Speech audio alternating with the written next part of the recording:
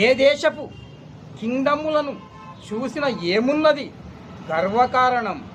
ప్రపంచ కింగ్డమ్లన్నీ ఒక ఆడదాని కంటి చూపుతోనే భస్మం అయిపోతున్నాయి. జాగ్రత్త మరి.